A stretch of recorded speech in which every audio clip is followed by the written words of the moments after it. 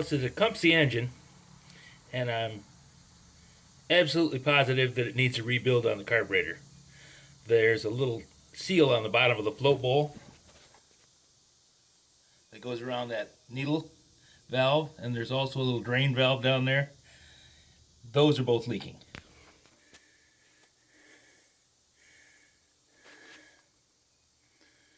So I'll have to go get a rebuild kit on the carburetor. While I'm at it, I'm going to see if I can get any more information on this Generac down at the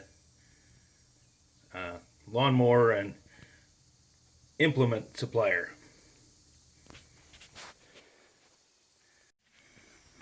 Well, as I've said before, there's an advantage to doing videos of the job as I'm doing them. I do have a record of where all the fittings and pieces go.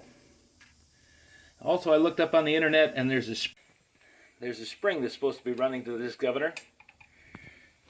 It attaches to this little point down here, and that controls the governor speed. So once I get this thing rebuilt, I have to put that spring back on. I'm going to see if I can pick up a spring.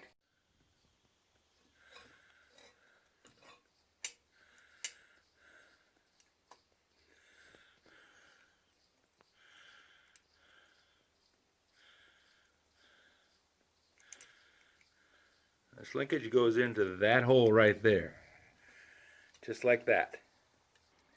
It pushes it off the idle screw and opens up the throttle. Fortunately, the throttle plate and all the other bits and pieces don't look like they've been messed with. I don't think anybody's had this off for a long time. Somebody changed out the hose, because that's not an original clamp.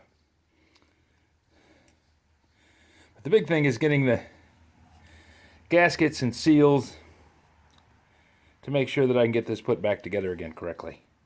There's supposed to be an air filter inside this too, so I'll take along that can, see if I can't get an air filter for it. No harm in asking. Once I get the engine running, if I can, I'm going to get the generator to work. If I can't, okay, so be it.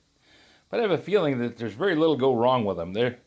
This is long before they had any integrated circuits. There's no real way for anything to happen to them unless you let something get inside there and short them out.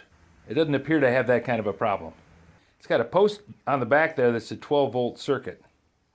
So this will do 110, might do 220, don't know. It'll do at least do 110. It's got two outlets down there on the side of the gen set, so it's at least going to do 110. And 1200 watts, that's 1200 watt light bulbs.